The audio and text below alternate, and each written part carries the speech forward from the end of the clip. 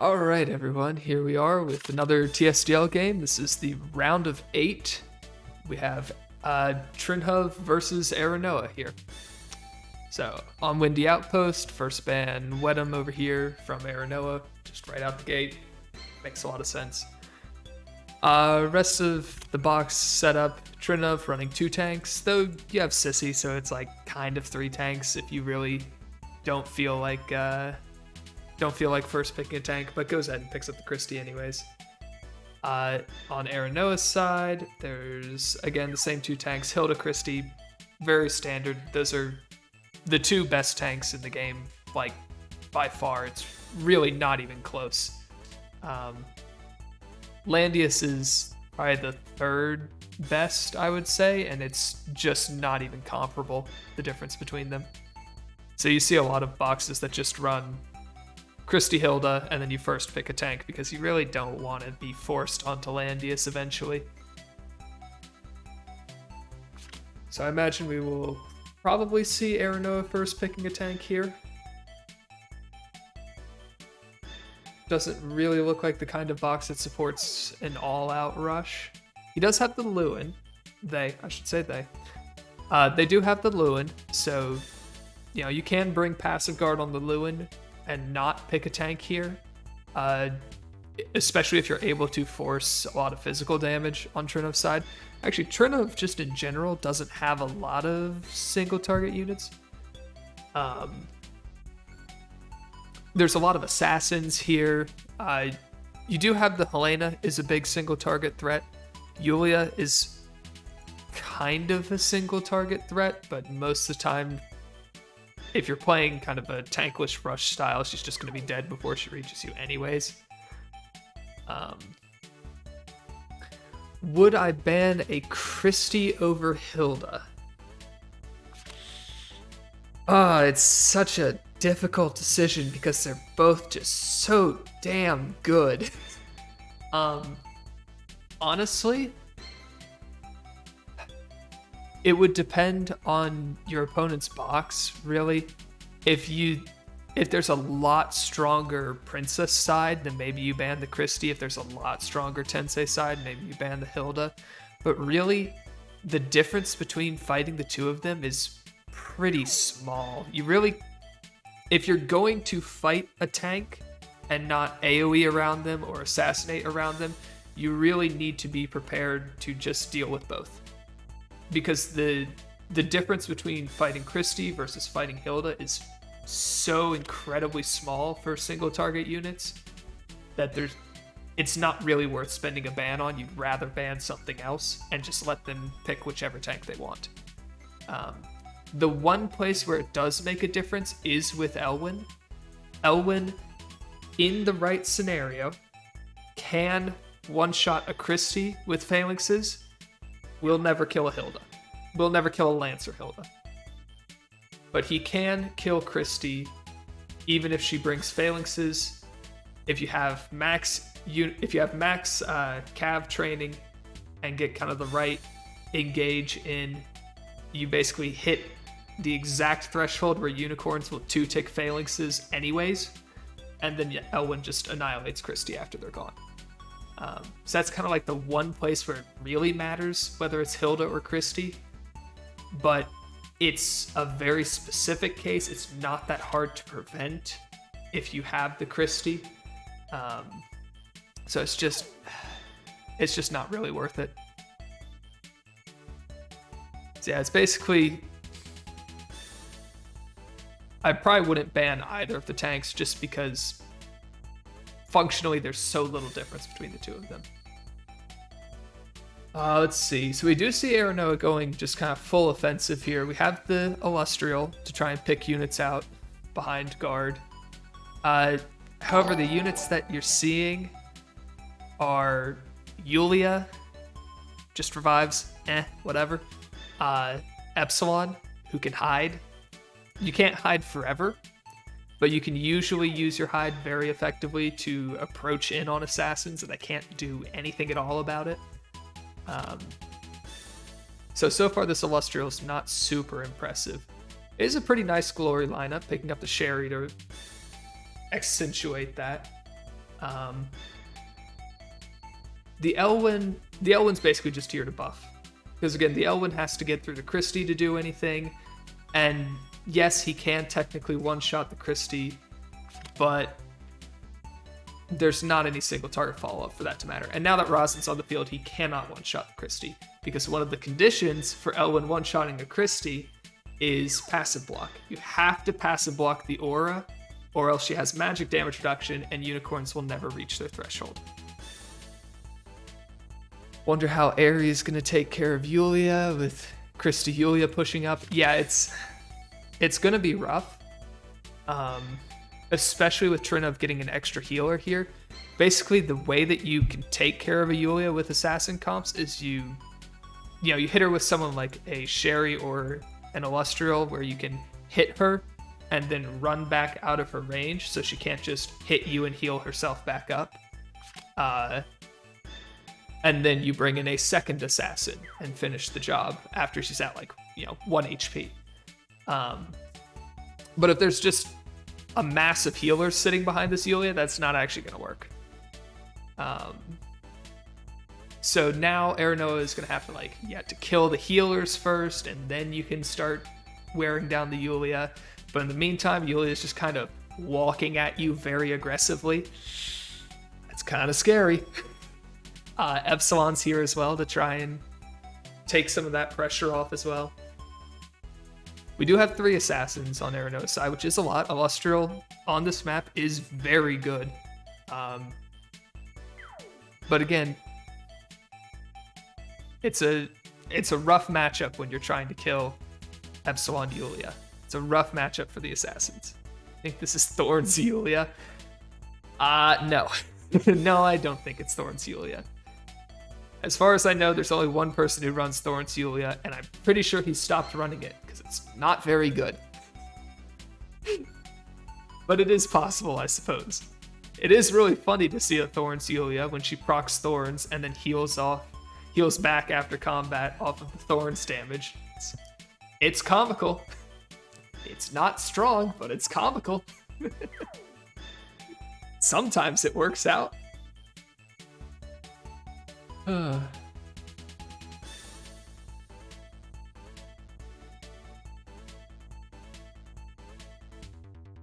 We'll see if Aerinoa's Elwyn is even built to ever get the Christie kill, because in addition to having to land the passive block on the Christie, you also need to bring Crush on your Elwyn, and you need to bring a Twilight Star in order to get Crush. Which is, if you've run Elwyn over the last several seasons, is incredibly unusual for an Elwyn to run a Twilight Star. No one runs Twilight Star. They're all on Full Moon Swordsmith Metal, and a lot of them just haven't changed, because it's still a pretty reasonable build. So we'll see if the Elwyn is actually Swordsmith, which he almost certainly is. There he is, he's Swordsmith, so he can never kill Christie. It's never an option. So yeah, this Elwyn is just here to buff. He will do nothing else this game. We do have the Berserkers on Epsilon. They are technically better than Heavies. Not a lot better, but they are technically better. If you have Berserkers built, use them on Epsilon. They're technically better than Heavies. They're a lot better than Gargoyles. If you don't worry about it. The new zombie troops will come out, and you won't want to use Berserkers anyways. Leanna bringing Templars here is a little bit weird. Highlands, usually the troop of choice. Highlands or Shrines. In this case, Shrines would be broken, since Epsilon's going to have a Twilight Star. But Highlands are definitely a lot stronger versus the Epsilon. I guess they were a little bit concerned of the Yulia. Templars are going to be a lot better against this Unicorn's Yulia. Highlands would just be kind of giga dead, but also, where's your Leanna standing that she's getting hit by Yulia? Berserkers hit harder than Heavies? Yes, because they crit. Because they crit. And they get all the crit boosts from Epsilon. So they are technically going to do more damage than heavies because of those crits. I think they do have a lower attack tech, but I believe they have more base attack, so it kind of balances out in the end. They have similar attack as a result, and then again, the crit really makes a difference.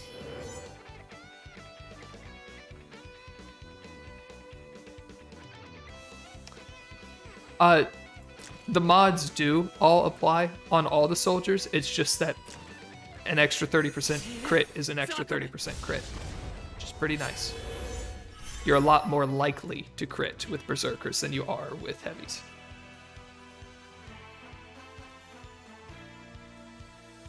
So in the case of no crit, you're doing similar damage, but you have a far higher rate of critting, which does significantly more damage, is why they're, again, technically a little bit better. But again, demons are coming in like a month or two, and berserkers will be completely invalidated when that happens. So don't worry about it, is the final answer. If you're like a day one player, or you've, you have all troops built, or you're a mega whale or whatever, then sure, run berserkers on Epsilon. But if you haven't built them, don't build them. Just wait for demons. Your Epsilon will be fine enough in the meantime.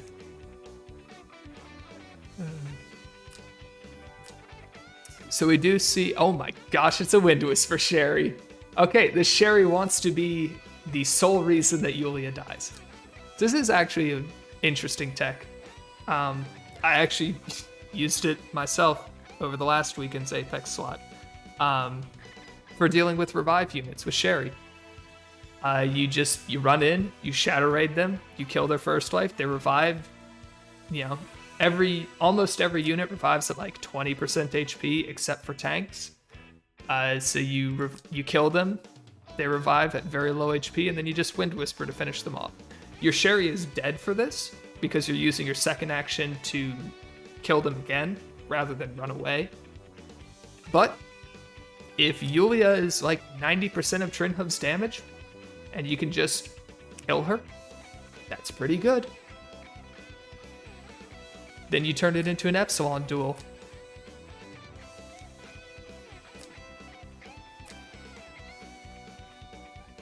An Epsilon duel, but you still have an Illustral hanging out in the back. However, this is going to be kind of awkward due to the presence of crystal healing. That's going to make it harder for the Sherry to actually get it. Yeah, there's also the question of if Sherry's going to get the first life even. Though again, on Yulia, you don't have to get the entire first life. You can just get kind of close.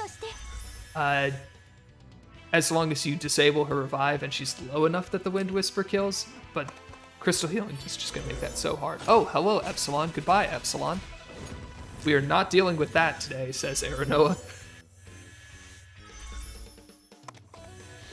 Alright, the Epsilon did not hide on the first turn and got immediately punished for it. And Trinhuv really can't do anything about this. Right, the only thing he could do is move the Yulia out to kill it, and if he moves the Yulia out, she just gets her life taken by Elwyn and then dies to Sherry. So that's not going to happen. Which means that Illustral just kind of gets away with that.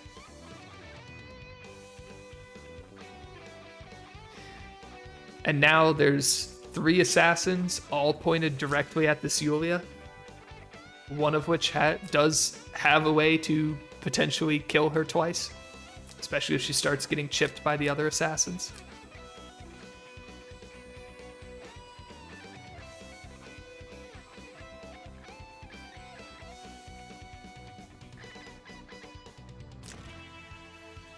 Yep, AoE Sherry. It's a thing. It's legit. As weird as it sounds, it actually is not bad.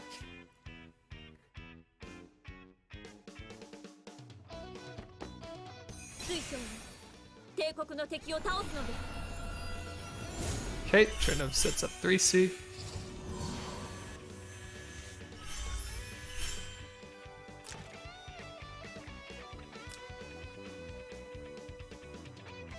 3C with the Rosin just to get crystal healing on everyone. Potentially just, get Rosin into a dangerous position and not really have to worry about it. It is a Boots Illustrial. Boots Stinger Illustrial. Very nice. Yeah, just 3C in a very dangerous position so that the Rosin can't be killed immediately to give him time to push this tank up, but the Illustrial just runs. So, yeah, that was a free 1 for 0 for Aerinoa. That's gonna be hard to recover from, especially when there is an Actigan on the other side. Trinhuv has an Actigan of his own, but it's gonna start looking awkward.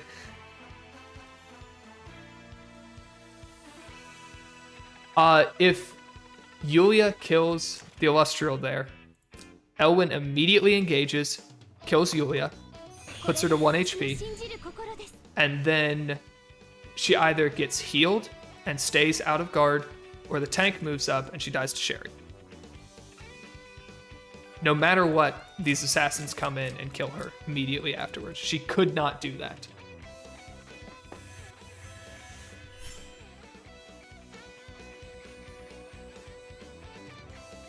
Because yeah, if she gets healed, then she's out of guard and Sherry will just run in, double basic attack her because she's out of guard. She's out of guard and alone. And with unicorns and herself dealing magic damage, she's not actually going to do very much damage at all into these angels, so the drain is going to be very unimpressive on the counterattack there. So yeah, Trinhuv absolutely could not do that.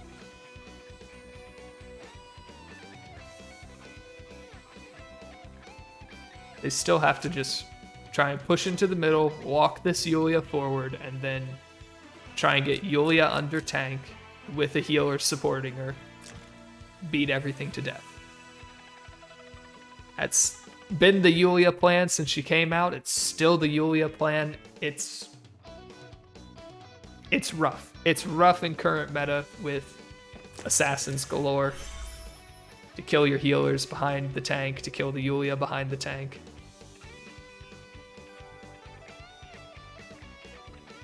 Not an easy life for Yulia. That's why not very many people run the Yulia anymore. So here we see Epsilon going to take a life, and there's no actions left on Trinhuv's side, so the Yulia is just dead to Sherry. There's nothing she can do about it.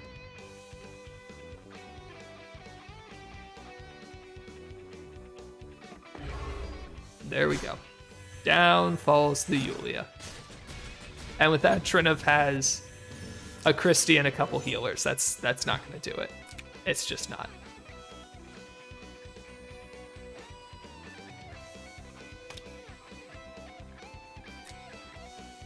That was wild, yeah. Trinhuv really needed the Epsilon to keep the pressure off of his Yulia. So, yeah. The Epsilon going down on the first turn, it was very difficult to stop that from happening with Actigan Illustrial there. It was very difficult to actually prevent Illustrial moving forward as soon as Epsilon ended his turn. Actigan, go kill the Epsilon. Really the only way that you can do that is saving Epsilon action for the very end and just trying to position around it, but it was going to be rough. It was going to be rough because of that player 2 Actigan. Usually in those kind of scenarios, you see a lot of people will Actigan as player 1 when you both have an Actigan. Because then you just put your opponent into the player 1 position where now their Actigan isn't as strong anymore. They're just going to hand turn priority back to you if they use their Actigan, so you get a little bit more time to kind of position and maneuver. You don't get surprised like that.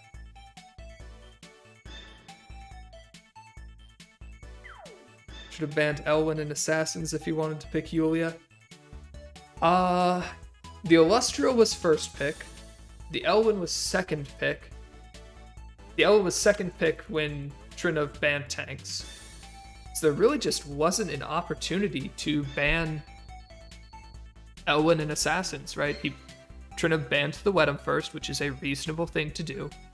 and then ban the 2 tanks after seeing Aerinoa not pick tank first in a 2-tank box. Both reasonable bans to do. And then assassins just kind of got dumped on him. Bit awkward. Yulia, really, I think if we want to say something about pick ban, it's more picking Yulia into a tank list rather than prioritizing like a Helena or your own Sherry. I believe Sherry was banned at that point. Helena might have been banned as well. I don't remember. I don't believe so. I believe it was Helena, or I believe it was Sherry banned instead of Yulia here, and then everything else was the same. So you could have picked Helena and had a little bit more mobility, a little bit more pressure, rather than the Yulia, since there wasn't a tank anymore to kind of bully. That's really what Yulia wants to do, is she wants to just kind of sit in front of a tank and bully them for a while, and not have to deal with assassins and high mobility units running all around her. So we do see Aerinoa changing it up a little bit, picking up the Hilda this time. It's an okay Illustral map, but it's definitely not as strong as the last one. So Aerinoa is going to kind of back off a little bit, play a little bit more of a slower tank pusher style than the last game that was just kind of full send. Hilda does block crits on all these assassins. Werner is probably the least crit reliant of assassins. That double strike does a lot of damage, even if he's not critting. His talent gives him an attack boost rather than being entirely crit reliant, like someone like Epsilon talent is only crits. Zerida is only crit damage, right? Crit chance, crit damage. Whereas Werner trades the crit damage side of those talents for just a straight attack boost. So he's a lot less reliant on it. So we will see how useful this Werner ends up being. We'll see what else Trinhuv picks up to deal with the Hilda here. Not a lot of great options left. A lot of healers. Himiko, not the best versus Hilda since she's already mobility immune. So you're not mobility downing her, though the AoE is like neat. Kyra is fairly crit reliant. Now you can use the Werner to break the anti-crit aura initially, since the Werner doesn't really need to crit to kill. So you pick up a kill with the Werner, disable the anti-crit aura, and then jump in with Kyra. That can be an option. But if Kyra is going into the anti-crit aura, you have to be very careful with what you're actually targeting. It can definitely be awkward there.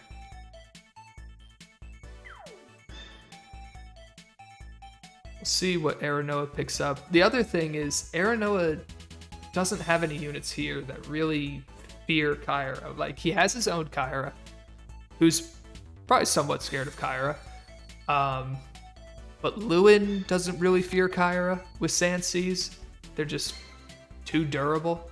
Lucretia has a revive, so she doesn't fear Kyra. Sherry doesn't fear Kyra. Mariel has a whole bunch of damage reduction, doesn't really fear Kyra. So I wonder how useful this Kyra will be. We get the Leanna pickup for Aerinoa, getting that act again once again. Very nice to have as player 2, though Trinhuv does have 3 remaining healers, all of which have act agains of their own. So he is guaranteed an act again healer if he wants one. I imagine we'll see the Helena pick now. Helena just kind of doesn't kill Hilda. And your AoEs kind of get farmed by Leanna. 3C passive, allowing Leanna to just convert debuffs into buffs, mean that you go in with your Helena, you put down your tiles, you do a big explosion, get a whole bunch of equipment break debuffs, and then Leanna heals them off and like turns them into damage ups, turns them into breezes, turns them into damage reduction, and your entire game just kind of gets ruined. I imagine Trinhuv will... I don't know. Hilda is actually a solid pick here, just into this Epsilon. And just play the assassin game plan all the way. as opposed to the Helena, who's going to be whelming. She doesn't die to Epsilon easily. Shouldn't die at all if she brings Royals. So she's good from that front, but does she actually have the damage output that you need? We do have a Sissy. Sissy's going to be nice, giving these assassins a 30% boost potentially, giving them a little bit of extra damage up. You could bring Bounty to get extra damage up onto a specific target to help with assassinating them. You can use Summon to disable the Hilda crit by just smacking her. You can bring Layoff and just like yeet the troops away on one of these targets, and then they're very dead to the assassins. I don't know, there's a lot of things you can do with Sissy. Summons are going to feed the crap out of Epsilon. That is very true. Epsilon will very much appreciate summons just kind of throwing themselves into Hilda and exploding. Yeah, you can bring Mass Attack. You are bringing Mass Attack because you have a Werner and a Kyra who don't have a buff. Kyra can Gospel at least, but probably bringing Mass Attack. So there's 2 of your points. Are you bringing 3C and Heal, or are you bringing some 2-cost skills? We'll see. Mariel's the last pick for Aerinoa. Another assassin. Damage-wise, should be pretty good at killing everything that's not Helena. Maybe Helena. I believe Mariel has access to Amazons, if I remember correctly. So if the Helena brings Royals for the Epsilon, she can get kind of rolled by Amazons on Mariel. But I don't know if you really care about assassinating the Helena as opposed to this Kyra Werner. I don't know. We'll see. Lucretia is like almost completely worthless for Aerinoa. She just doesn't do meaningful damage to Christie, like ever.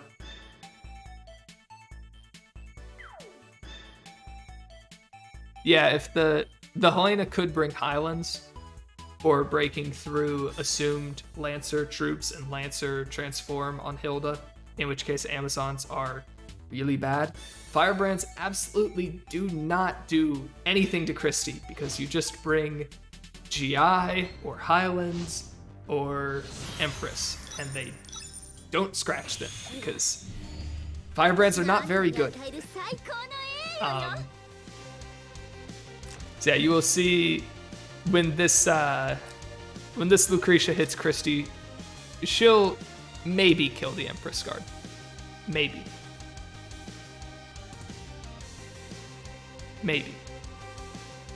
But that's like the most that she can do is kill the Empress Guard. Christie has way too much range reduction, magic reduction, infantry troops way too bulky. They will do more damage than the Sorks would do by a little bit because they're hitting into defense instead of magic defense on the Empress Guard, which have the magic damage reduction, but also there is the fact that they have way less attack than Sorks.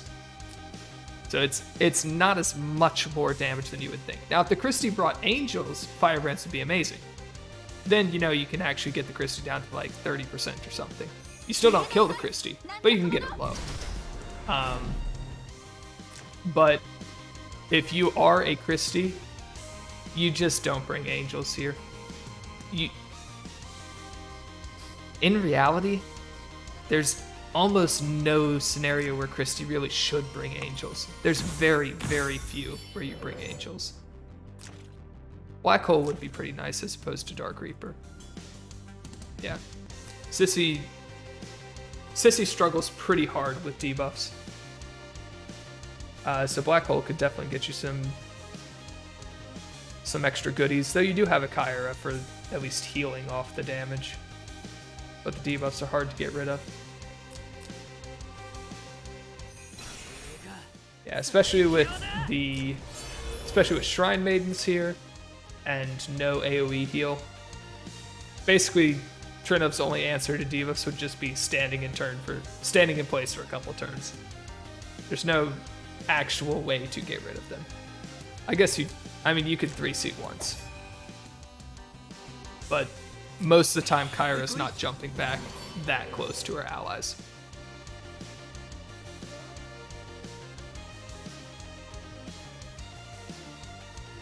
Full AoE Luke could have been a consideration. Potentially. If you can actually kill this sissy, then full AoE Luke becomes useful.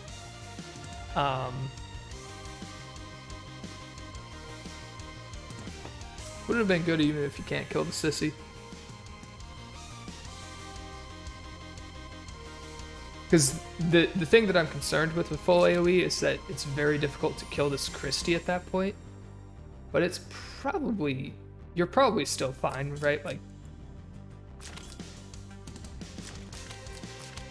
because you'll chip the sissy a little bit, and then eventually there will be a time when her shrines are broken and you can kill her with an assassin, and then you can wear down the Christie.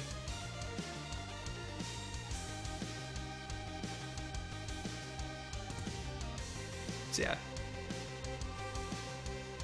yeah, full AoE would have been a pretty reasonable decision for Aerinoa here, rather than just kind of beating into the Christie for a while with the single targets. Just use Cleanse. Cleanse is a meme. Cleanse is an absolute meme for people who are very, very trusting in their luck. I would never rely on Cleanse as like any portion of my strategy, which means that I probably just would never bring it, because if it works, cool. If it doesn't work, well, that 2 cost could have gone to another skin.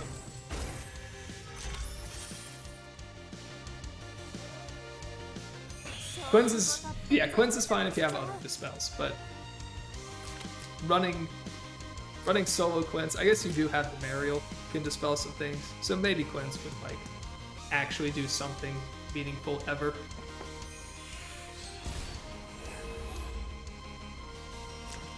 Mariel on Highlands here. I guess a little bit bulkier versus the Burner.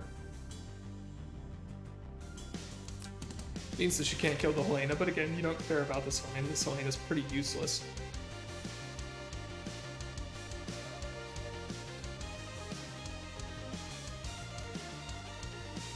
$13k HP Burner. I don't know if you guys saw the match earlier today with Hales. 15k HP Burner. It's an infantry burner, so he does have a little bit more base HP, but still. Oh man, why does that burner have 15k HP? Good lord.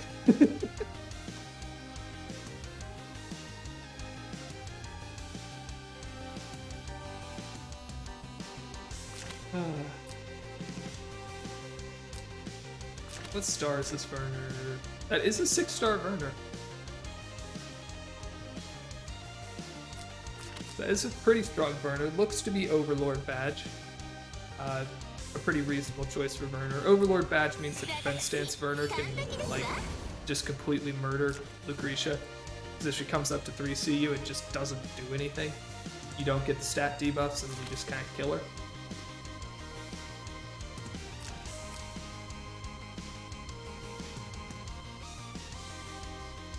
Dragon Slayer burner is the future. What a world that would be.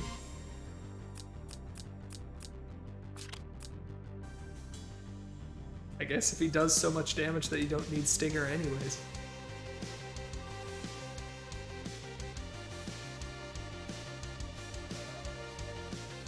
Oh, let's see.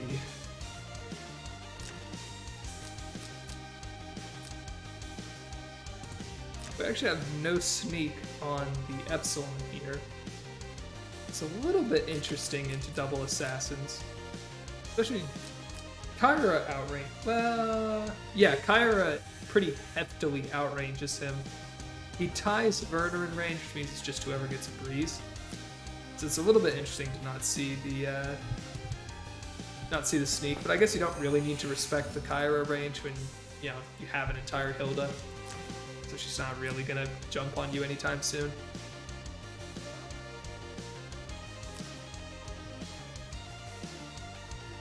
Also 10 years damage reduction. And a Tree of Life Liana. Interesting.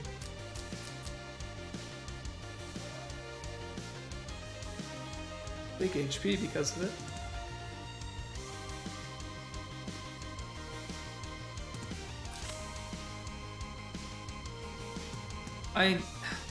Yes, Helena can... I guess if you try to hide, Helena just kills you, right? That is the concern. So at that point, why bother hiding? Because you're never killing this Helena until like the very end of the game, because you just don't care about her. So there's no real reason to try and poke out and hide, since, at this point, Helena covers the entire map, essentially. There's nowhere to hide anyways, so why bother? Ooh, and speaking of dirtbag Tenyo breezes, it is a Tenyo's Epsilon. Because why not? That's what mine is as well. Tenyo's Epsilon, because he can wear it. Why not?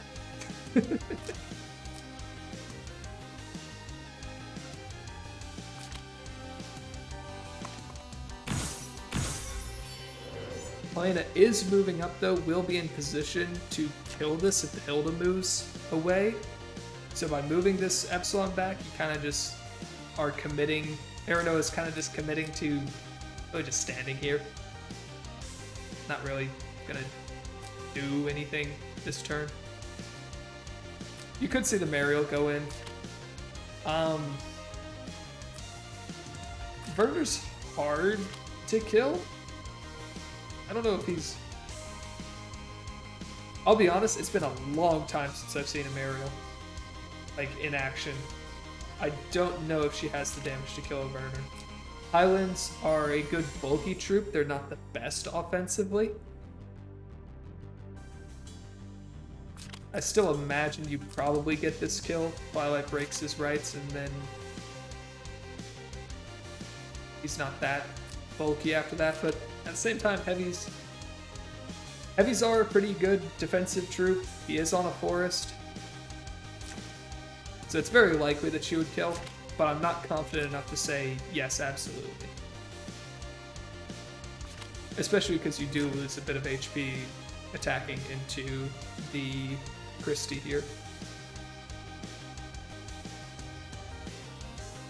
So you don't get the infantry's overrun tactics for having higher HP than your opponents. That's a 20% loss on your Highlands.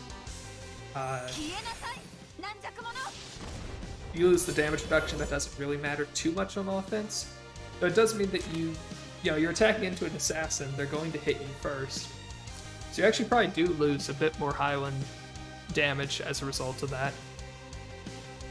You also are going to step on Iron Wall, so you lose a gear effect, which could potentially be, I mean, if you lose your accessory on the initiation, you're done.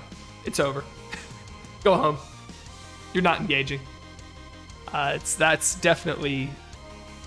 would definitely be devastating.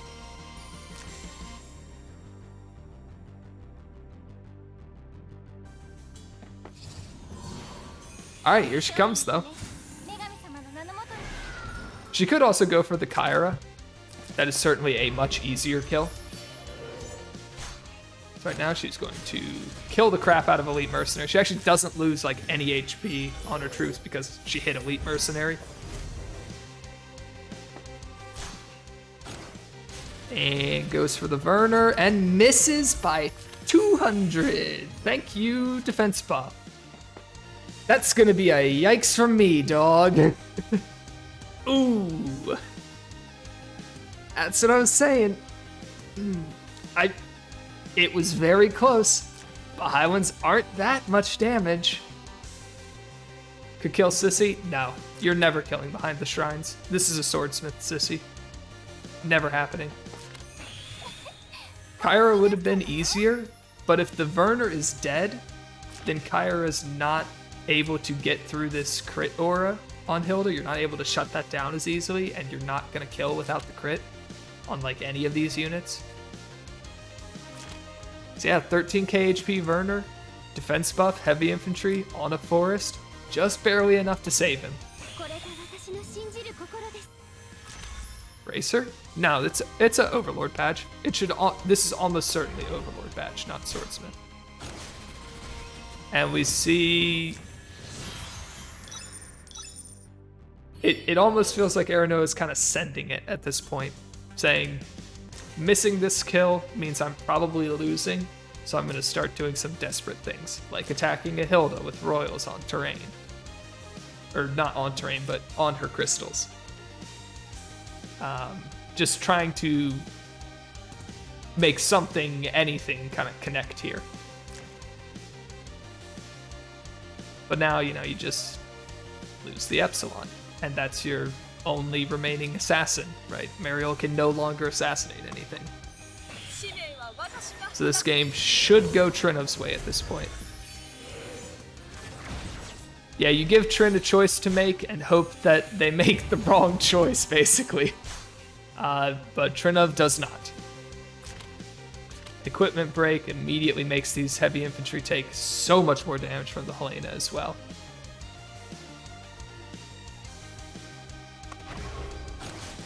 Down goes the Pepsi. So, I mean, you know, you have this Mariel, you can go kill the Helena. Probably. Almost certain. Probably. You can probably go kill this Helena. No, you can't kill the Helena. Yeah. This is a very bulky Helena. 783 is a lot more than you would usually see. So bulky Helena standing on a fort makes it work. That is 2 disappointments from Mariel in a row. Yikes. That's I wonder if we'll see this Mariel take a trip to the bench after this game. Wow. That is unfortunate for Aerinoa. Unfortunate. And the Helena is still dead. She is still dead. Make no mistake. She's not coming back out of this alive. But it just kind of hurts, you know? It just kind of hurts to see that. You didn't want to hit this with Lucretia. You wanted to, you know, hit the Christie this turn, right? Try and get some damage into the Christie because now your assassins are dead. You gotta kill the Christie before these two just kill you. So you really didn't want to have to finish this Helena off.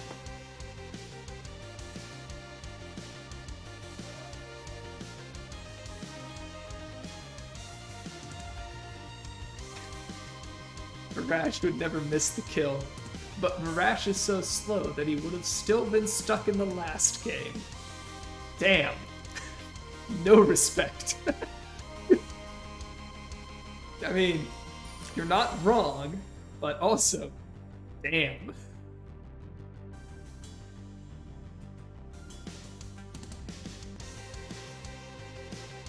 Yep, Chris just ends turn. Why bother poking out? You're not saving the Helena anyways. Too far away.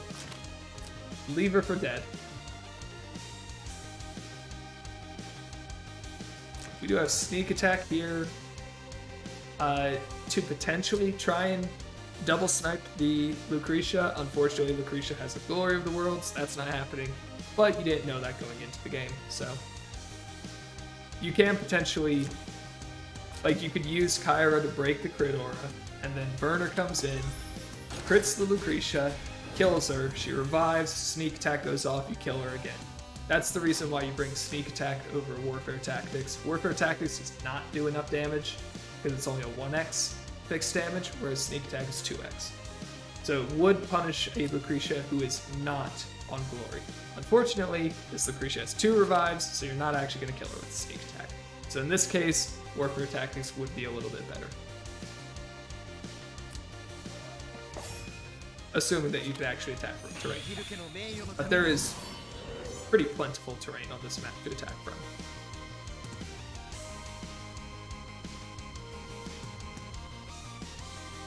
Well, the Helena does finally go down, which means that Kyra has been slowed down quite significantly, lost a little bit of damage as well.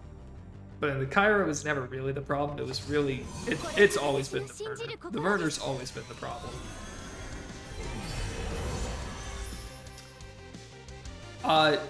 In order for sneak attack to need additional fixed damage to help, the Lucretia would need to have 14,000 HP, 14,600 HP, right? Just add a 0 to your Werner's attack. That's how much HP a Lucretia or any other 20% HP revived unit would need to survive sneak attack.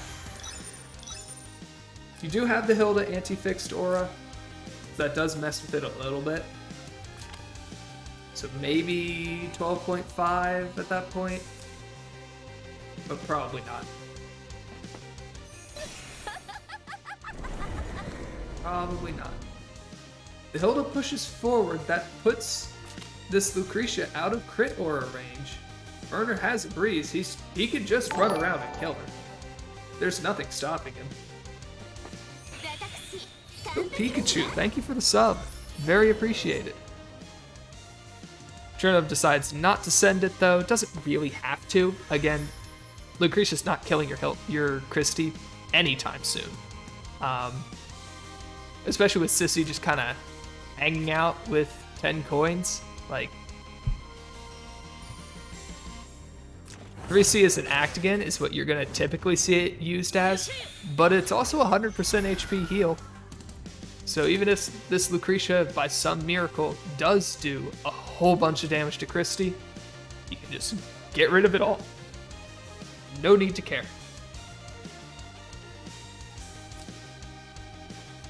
And this Lucretia's going to have to step into Werner range eventually.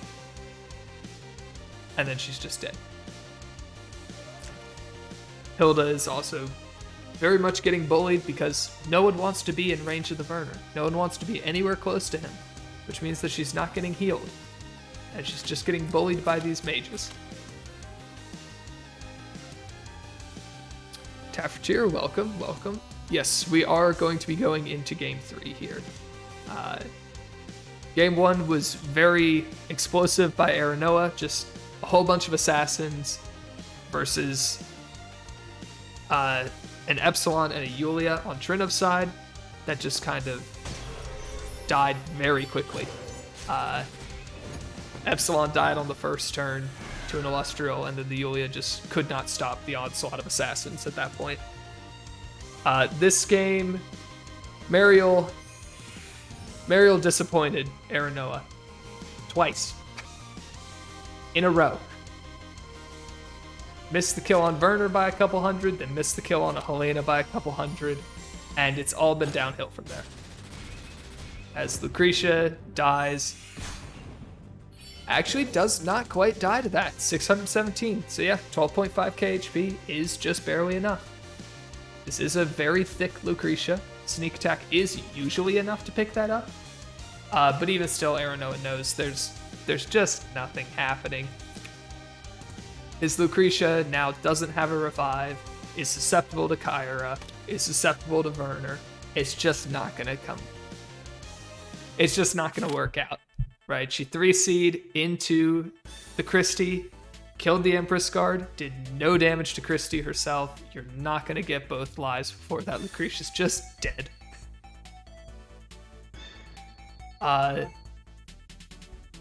So we are on to the final game. Aerinoa taking the player 1. We will see if if this Mariel takes a trip to the bench after that kind of underwhelming performance. Granted, the Werner was on a tree last game. There are not as many trees on this map, so maybe you keep the Mariel and it's not as big of a problem. You know, both the hits that she missed, or both the kills that she missed, were onto people camping out on defensive terrain with bulky troops. There's not a lot of defensive terrain to camp on here, so you will get those kills off terrain.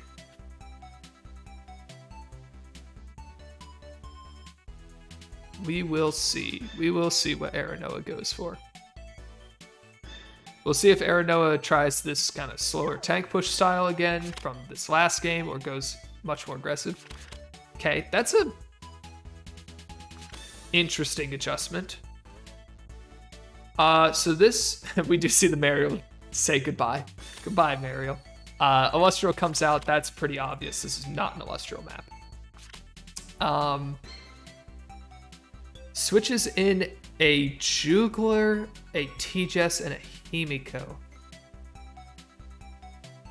The Jugler's actually not bad here. Trinhuv doesn't have great answers to it outside of the Wedum. Rosin does help against the Wedum somewhat, but I mean, Wedum can still one-shot a Jugler. Make no mistake. You can't one-shot him if he has Crystal Healing, though. As long as Crystal Healing stays up on the Jugler, you're not actually killing him, so that actually does help. That does help that quite a bit. And outside of that, Trinhuv doesn't have great anti-Jugler units. Yulia doesn't mind just sitting there beating on him for a bit, I guess. That is what Yulia wants to do.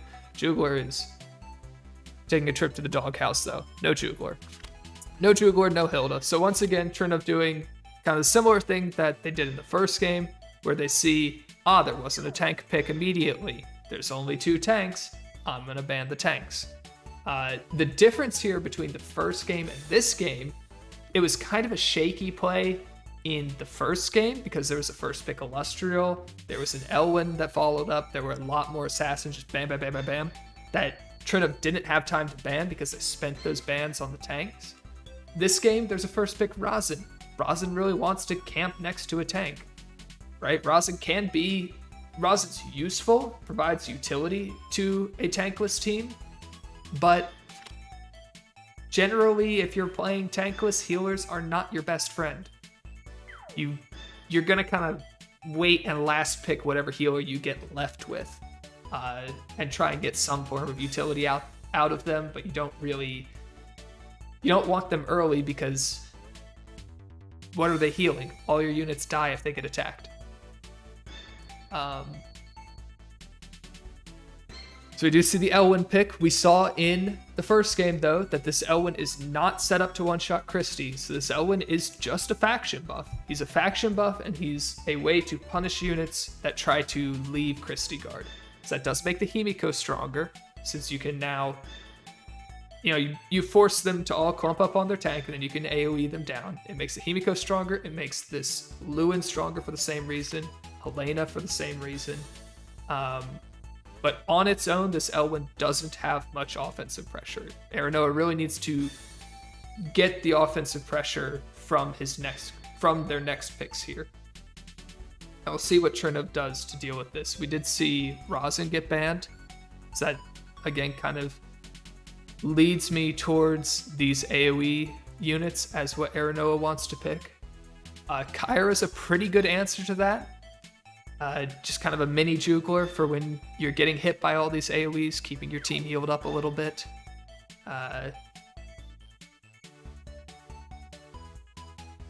We will see. She's okay against debuffs. You do have 3C, which dispels debuffs, but you can only do it once. So if there's multiple debuffers, Kyra can start faltering. The Gospel is very helpful, though.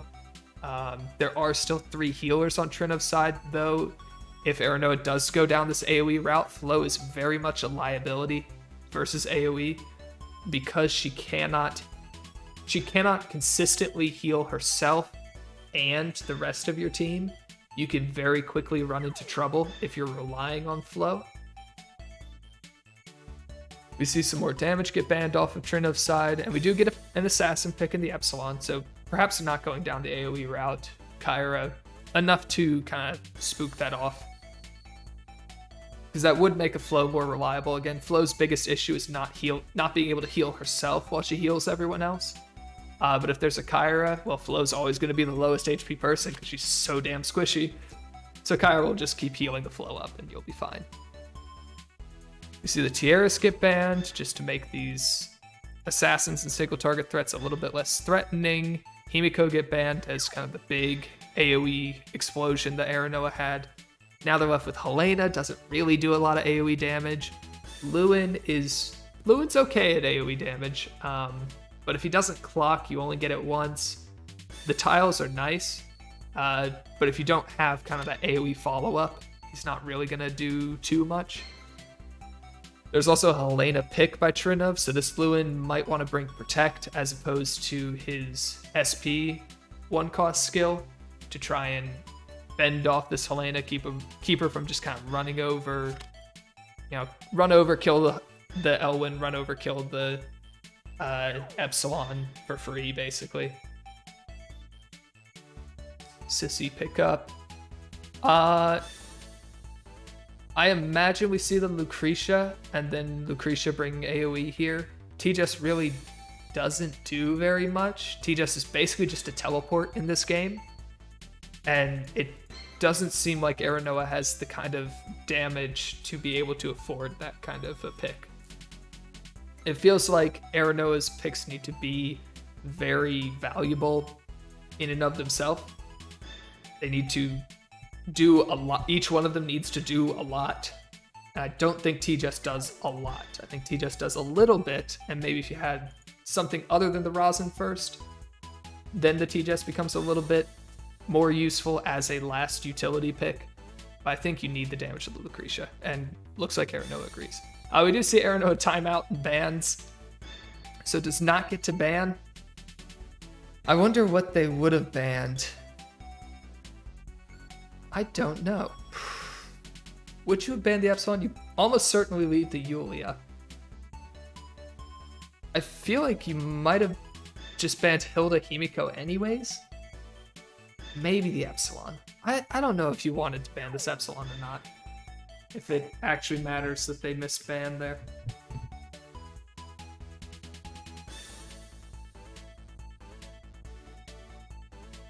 So we will see what all troops get chosen. Royals are pretty obvious on the Helena.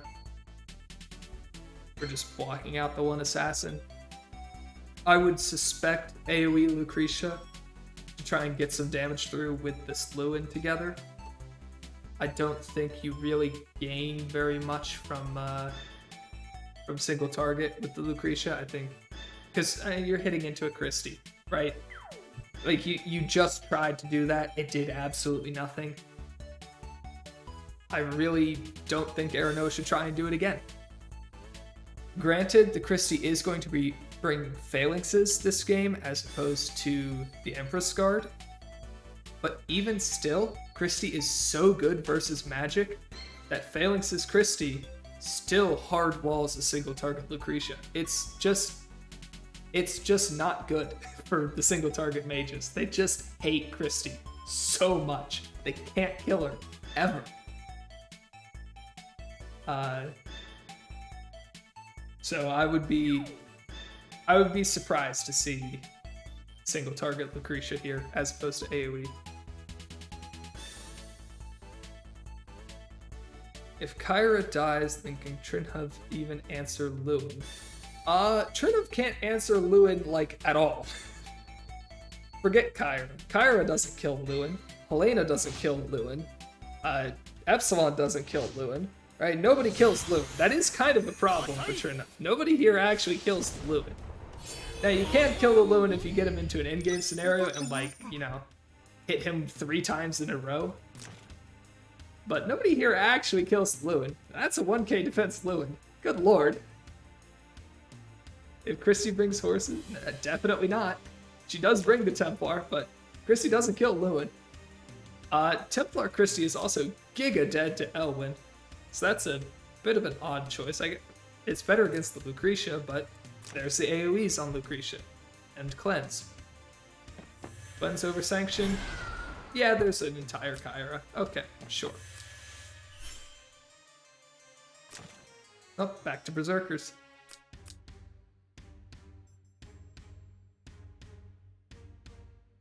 Back-to-back attacks from Kyra can kill him if he didn't have a healer, as long as he doesn't get an action in between. But if he gets an action in between, then he's just going to heal all the way back up, right? Like, Sansi's literally, if he attacks someone, then Sansi's will go to 100% by the time that he gets attacked, right? If he attacks someone and all his troops die, then he will heal 30% off of his talent for attacking someone, and then they'll heal 40% off of their talent, and then when he gets attacked, they'll heal another 30%, and they'll be back at max. Lewin just heals so damn much. And it's relatively safe for him to attack people just because he's so bulky, and after combat, he heals 30%, and then if you try to attack him, he heals another 30%, so you have to get him below 40% in order to actually have any meaningful damage on a counterattack. So again, you can get a little bit of damage to stick on him if you're able to hit him consecutively without him getting an action, but if he gets an action and can attack you, he's just back at full. And you gotta do it all over again. That is part of what makes him so unbelievably frustrating to kill. And he doesn't even have the new armor yet to make him just laugh at Kyra completely. He already kind of laughs at Kyra just because Sansi's are so incredibly good. But with the new armor, giving him an extra 20% reduction on top of Sansi's already being absurdly good, Kyra just bounces off at that point.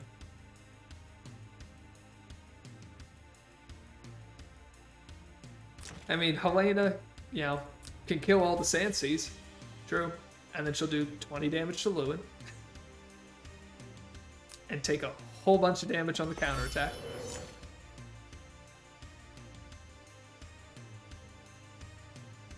Yeah, there is no guard, though. I'm a little bit concerned with not bringing Protect here into the Helena. Because it does mean that this Elwyn and Lucretia are susceptible to just kind of getting run down.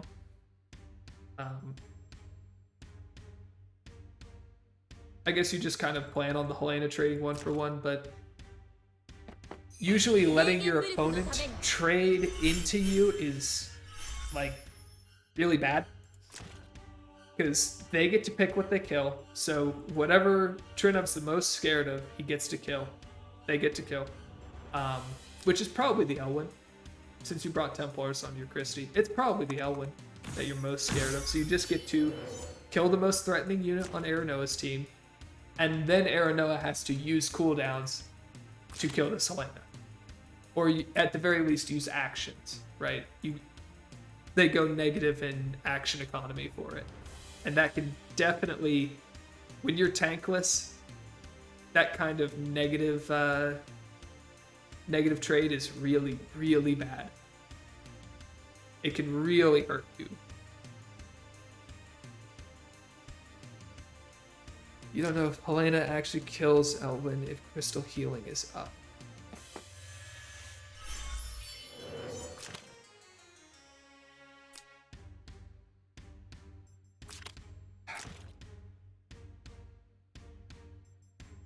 It's only 0.2 AoE, that's not a lot. Maybe not then. Lou revives at more HP is the thing. So I wonder if Lou lives as well. The fact of the matter is you can't have both of these units protected by Crystal Healing all the time. Right, especially with only Mass Crystal Healing. Okay, you can't have either of them protected all the time. If you had brought single target Crystal Healing, you could at least have one of them always with healing. But eventually the healing would go down on one of them, and then you can run in and take that pick. With just Master Crystal healing, I mean, L1 has one more turn of it. And then it's gone for ever, basically. So yes, he could potentially survive with the crystal healing, but he's not going to have it for long. That's not going to be an option very quickly. Now I do have Empire buff. Empire buff, well known for being, or Rosin buff specifically, well known for being the most bullshit thing ever. So, you know, Helena could go in and then just randomly lose her attack buff. Oops, guess you're not killing. It's annoying. It just plain sucks. That's all there is to it. Rosin buff is just incredibly, incredibly toxic. All the time.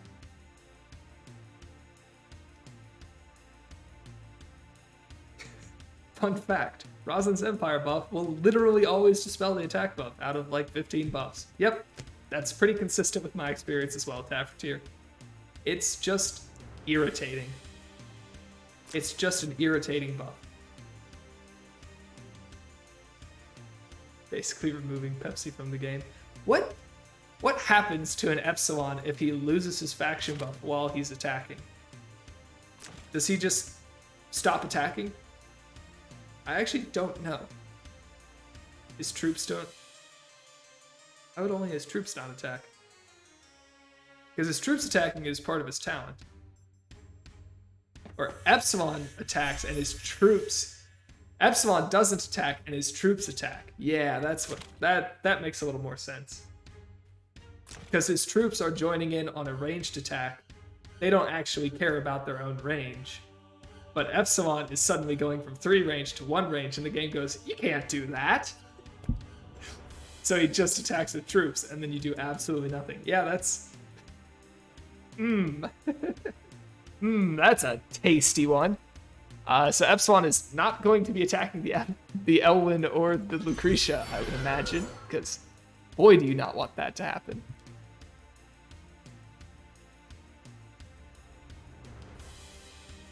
I hate Rosin buff so much. That's like the only part of Rosin that I actually hate is her buff. Everything else is fine. Like the immunity, yeah, that's fine. The immunity is very good, but I'm fine with it being very good. But the buff, man, just disgusting.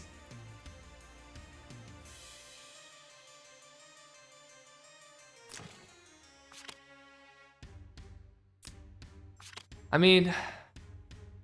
I guess it's better than Tenyo's, I suppose, because it's like, at least you know it's going to happen to you. So you can you can take actions to mitigate it.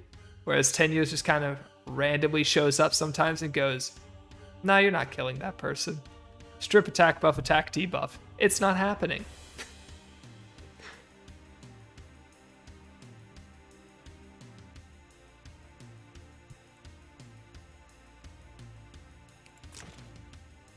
This just in. Competitive players hate RNG bullshit. Wow, who could have imagined? You got me there.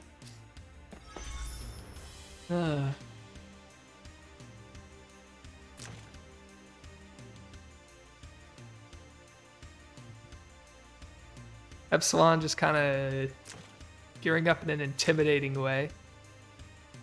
Did bring 3C, did bring Hyde this game. Hyde is a little bit more useful than it has been in some of the other games we've seen where there's been like Helena's running around. I guess 2 range skill is 2 cost. Because that would be the other thing that you would want to bring versus Tankless is the 2 range skill. But since you need a faction buff, that's not going to happen.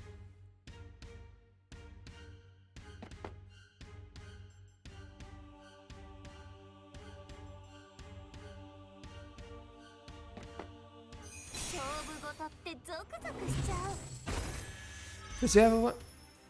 Does he have a 1 cost skill that's 2 range? No, his 1 cost skill is 1 range. Yeah, it's a 2 cost that's 2 range. 1C is 1 range, right? So you could still bring it. It's an okay skill. It does reduce your damage when you move, which is kind of awkward. Especially for a unit that doesn't have built-in damage ups. Right? Pepsi has crit and crit damage ups, but he doesn't actually have damage ups. He only gets his damage up from his Breeze enchant. So reducing your own damage, and then if you're fighting into any kinds of reduction, gets awkward very quick. But it is good for like sniping puppets. But also you can snipe puppets with basic attack.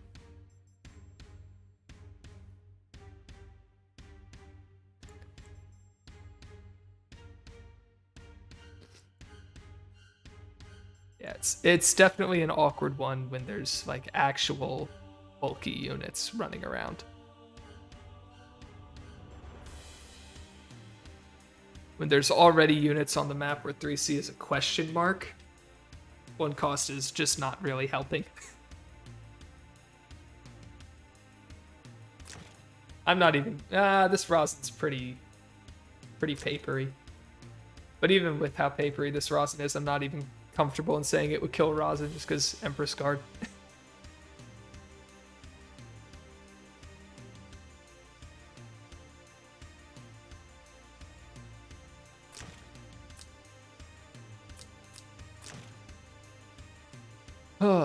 So we see Trinhuv just taking advantage of the fact that they have a tank, slowly pushing up, making use of the tank.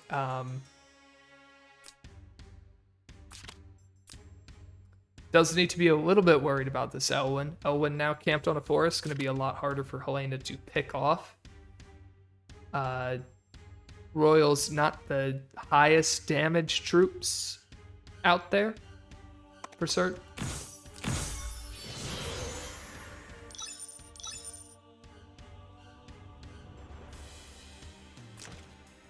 At the same time, Elwyn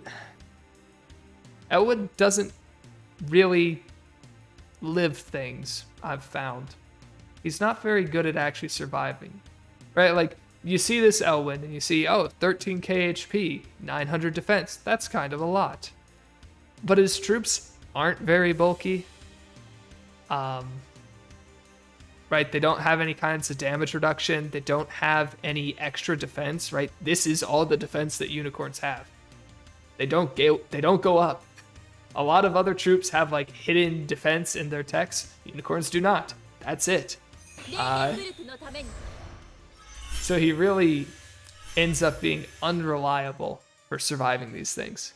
We do get the crystal healing back on him, so Aerinoa apparently agrees that maybe the Elwyn would still be dead to Helena. Now, again, there's Rosin buff. You can just get completely cheesed and lose your attack buff, and you won't kill without an attack buff.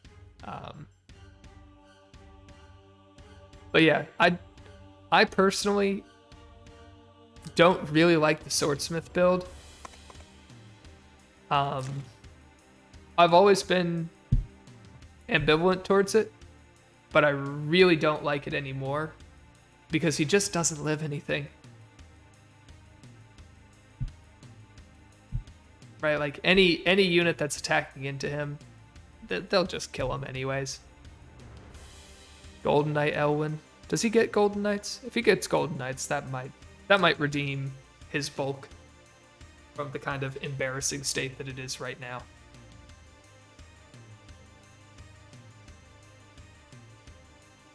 He does? Okay. Though at the same time, Elwyn's job, it depends on what your Elwyn's here to do. If your Elwyn's here to kill things, unicorns are gonna kill things better than Golden Knights will kill things because of the magic damage and the terrain ignore making his mobility easier. Golden Knights will help your Elwyn survive, but what does it matter if he survives if he's not killing things? Because he's not guarding allies, right? That's the most obvious case for surviving being useful, is when you're protecting something else. But he doesn't do that. So then, what do you want if he survives? I guess at that point you just want the dispels. But, I don't know. That's kind of always been my opinion towards Swordsmith Elwyn. Is he starts missing kills that I really want him to get. in exchange for just sticking around a little longer to try and get more dispels. So it really depends on case by case whether you think that's worth it or not.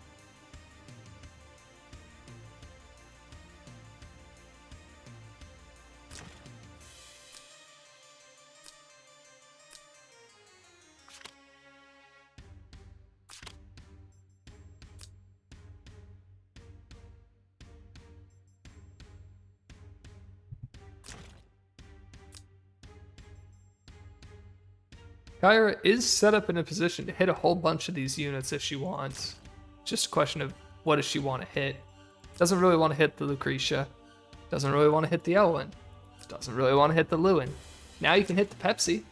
You'll probably kill the Pepsi. As long as you crit him, which isn't guaranteed because you brought Sorks, but it's a holy Kyra, so it's pretty good. We do see the Helena moving up. Elwyn can hit her and pull Christy into her, which is going to be awkward for this Christy. It's not a Blood Pact Christy. So she will get heal blocked. It will take a life off of her. It's just a question of, does Aerinoa have enough stuff to kill her afterwards, and does it care about killing her? Probably does. I mean, the Lucretia would be able to kill a Christy from 50%. Lewin afterwards would start just kind of cleaning up with Judgment of Light. Lucretia would be able to start cleaning up as long as she didn't die to Helena. But no, the Elwyn does not want it. The Elwyn would be dead for going in right now. Almost certainly, right? Like Kyra hitting him into Sissy and Mercenary hitting him would eventually kill him somehow.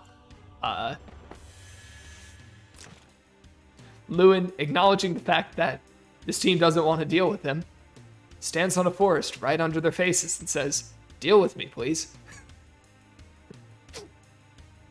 And Trinhuv is probably just not going to deal with him. Because, oh boy, how do you deal with this Lewin?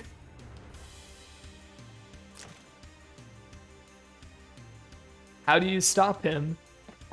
You know, even if you hit him, how do you stop him from just walking up, using Judgment of Light, and going back to full HP? Kyra is going to hit something here. Is it the Lewin? Is it the Elwyn? Is it the Lucretia? Who knows? If it's the Lewin, you're not killing him. You're just not. It's not going to happen. It is the Lewin. Wow, that killed him. Okay. I am surprised. Damn. After all that. Huh. I wonder why I've never killed Lewin like that before. Because every time I've hit a Lewin like that, it doesn't work. 30% int, 10% damage up. Yeah. Maybe he got the Sorks crit.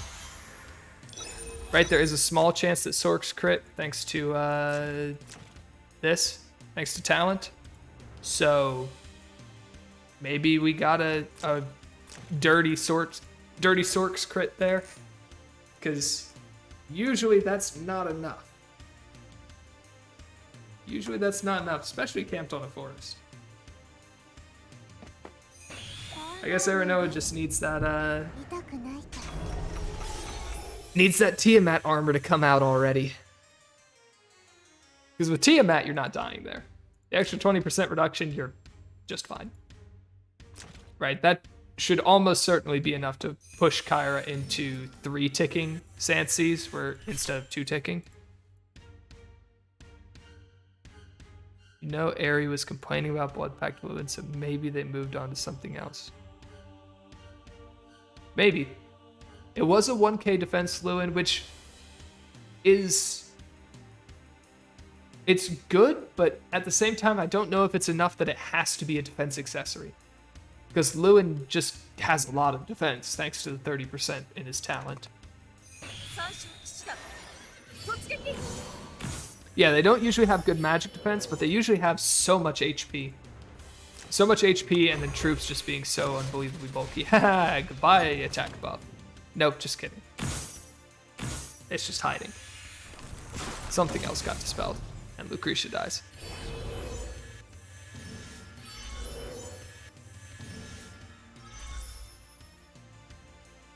$16k-ish HP with Gaia survives most Kyra.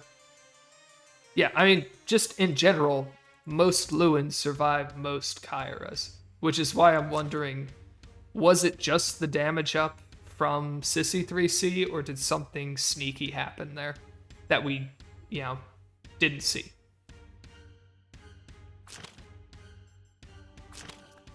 But Lucretia throws out a black hole, does some debuffs. They're not great. Unbuffable on Pepsi is like neat, I guess. But he doesn't need faction buff. It's going to be gone by the time that it matters. Nothing relevant on any of these other units. So Lucretia just kind of died. No defense, or no unicorn favored terrain for Elwyn to hit this Helena on. Even if there was, I don't know if Elwyn really should be spending time hitting this Helena here. Like, it seems rough for Aerinoa, right? Do you kill this Helena and get rid of her and burn Reign of Glory and have that be more awkward for when you're trying to kill the Christie later? Do you go for the Christie and take a life off of her and then just die to these other units? Right, the Pepsi's not going to kill this Helena, so, if Elwyn doesn't kill her, no one's killing her. But does Elwyn even kill her? Unicorns off terrain. She has a lot of defense. Royals versus the Elwyn himself are going to be pretty good.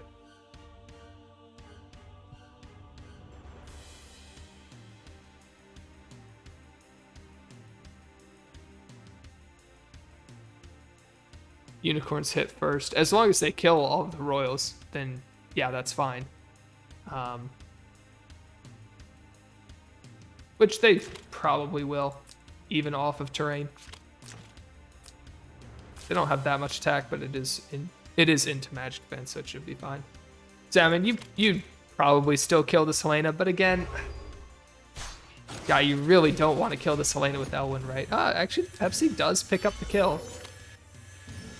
Miracle is enough to help out there.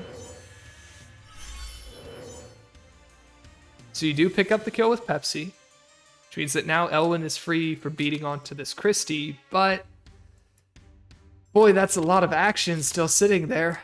You can't afford to go in with Elwyn now, but when are you ever going to be able to afford to go in with Elwyn? Right? When are you ever going to have scenarios where you can hit this Christie and not get immediately killed for it? Sissy Actigan is on cooldown. It's not like Flo. She doesn't get to just spam it. So that is kind of a saving grace for Trinhuv here. Or for Aerinoa here. That there's still time before Actigan comes back. You don't have to worry about that just yet.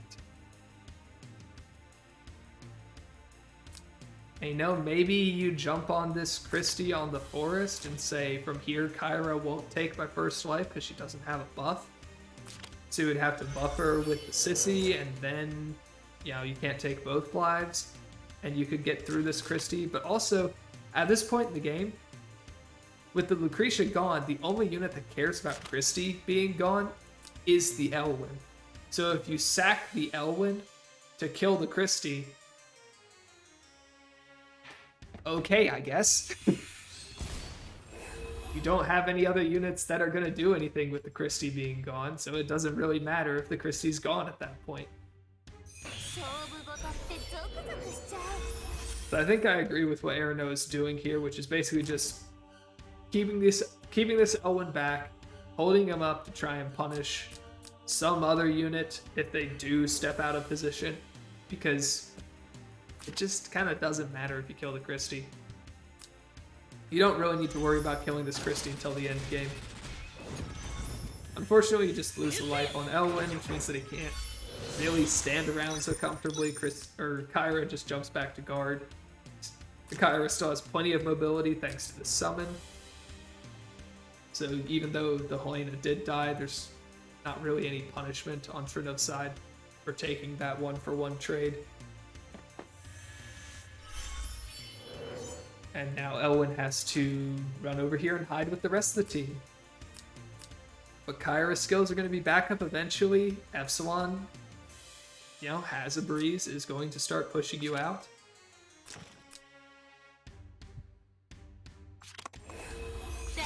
Right, so Elwyn's out of the Epsilon range for now, but I guess the one very relevant thing that did happen, since Epsilon did get that unbuffable from the Lucretia Black Hole, he did not get his shield from his exclusive. So this Epsilon is shielded, this one is not. That is actually a very big deal right now. Because Trinhuv cannot kill this Epsilon right now. It will take them 2 actions to kill this Epsilon. The same is not true for Aerinoa. Whatever this Epsilon touches will die. So that is a very big deal that Trinhuv's Epsilon cannot push in to Aerinoa's team right here.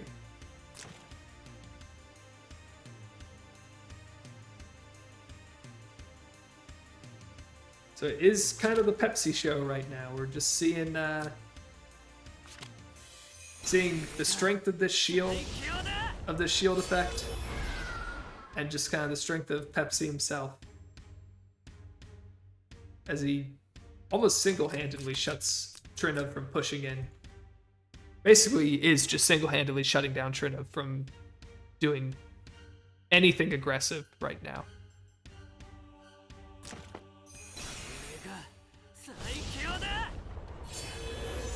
As long as you don't lose your shield to something silly, you're going to be completely fine. Right, so as long as you don't let this Kyra basic attack you, you're in good shape. Now, when the Kyra's skill comes back up, that's when you're in trouble. Right, if the Kyra gets her skill back and is able to hit you at much more range, where you can't just kind of bully her out like this, then Kyra can come in, break your shield, Epsilon comes in, kills you, or vice versa. So it won't last forever. Sacks the puppet, but that gives Trinhuv a shield. I don't know about that. Yeah, you're stacking up your Epsilon. Yeah, you're reducing the cooldown on 3C so that you can have 2 skills available. But now Trinhuv has a shield.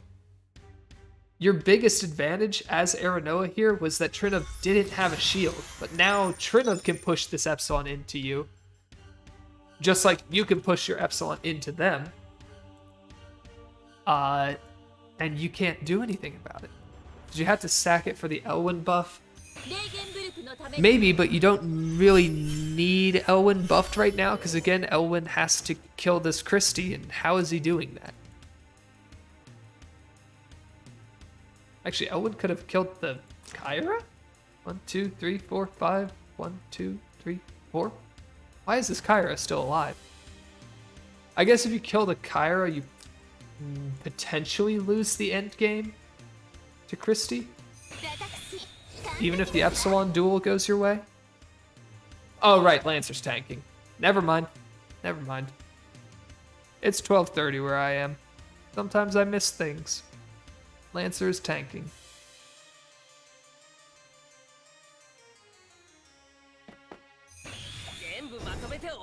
I wonder if Aerinoa missed that as well. Oh, nope, pulls the Christie in. Alright, so we get a life off the Christie. Goodbye. Easy peasy. Templars are never living Elwyn. Not in a million years. But the Elwyn dies for this. So he took a life, he heal blocked, he stripped the guard, but there's another tank here, so like stripping the guard doesn't really matter. And kind of the big issue with sacking your Elwyn here is that now there's one more action on Trinhuv's side before it's your turn again. right? So now it's, 4v2. So you always have turn priority as Aerinoa. There's no way to avoid that. Which means you move your Rosin, then Trinhuv moves the Christie, and then you gotta do something with Epsilon.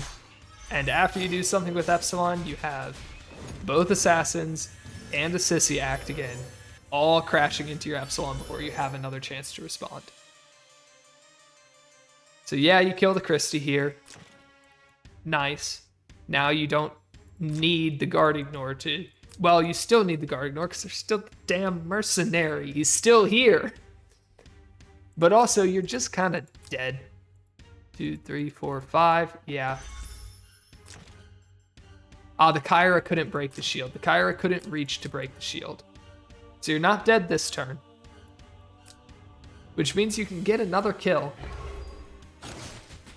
Right, you lose your shield to the Sissy, but that means there's no act again coming out on anyone else. So you can get another kill with this Epsilon. But then he's getting hit by both of these units. Skill is back on Kyra now. So he's just going to die. Right, your Epsilon's not going to make it through the turn.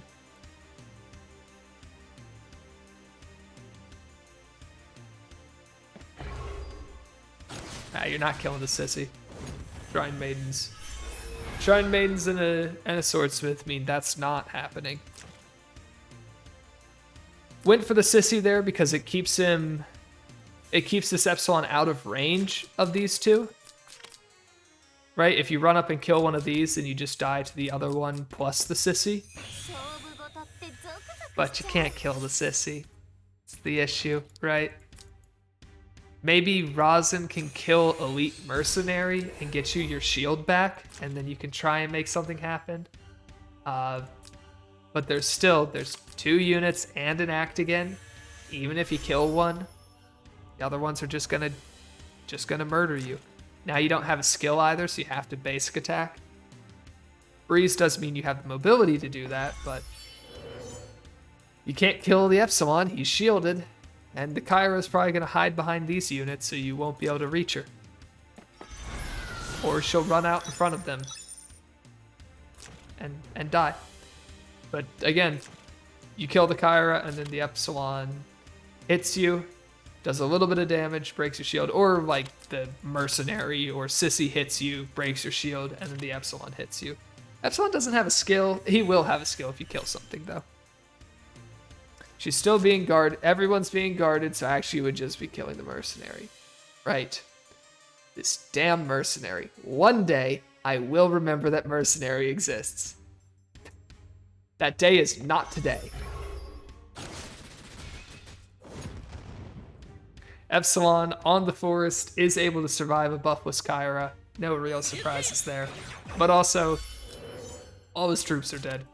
Rosin doesn't have a skill. So, you're not healing the Epsilon. Alright, you get a little bit of heal off of that. You get a shield, so you can survive the next attack to hit you. But there's still an act again.